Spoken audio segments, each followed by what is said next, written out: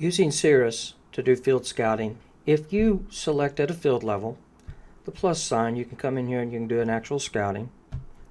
Once that would pull up, then you're going to have a database, and you would go to your settings button and set this up for what scouting type of data that you want to collect, point data or polygon data. And once that's done, you would go back in here, and I could come in here and set a management zone based upon that. And I could do this off of whatever I wanted to. Let's say back on May 12th, some imagery, and load that into the view. And come in here now, based upon that, where I've got NDVIs across the top, so the higher reflectance, healthier the plant, lower the reflectance, I've got some kind of a stress going on. But I could walk out there to the middle of that area right there, since I'm not in the field actually, and drop a point.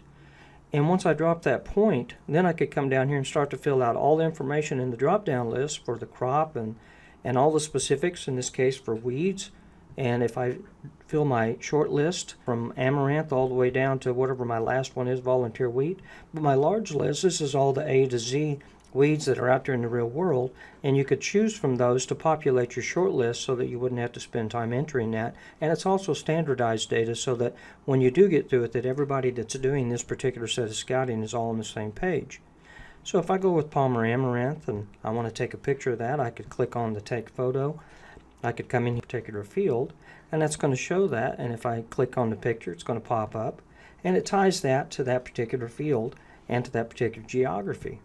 So you could take pictures of this and store this out, and if I wanted to go to another location and go out there and drop another point, just do a long hold. It would drop a second, fill out whatever information on that second point that you wanted, whatever the crop might be, and the weeds, and so on and so forth.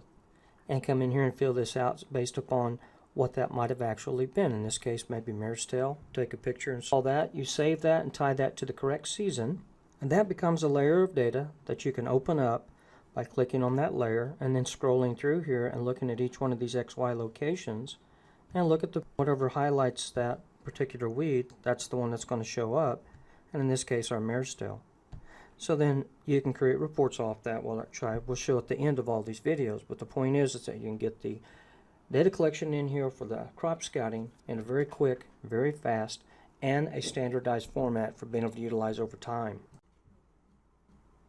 Thank you for watching. Have a great day.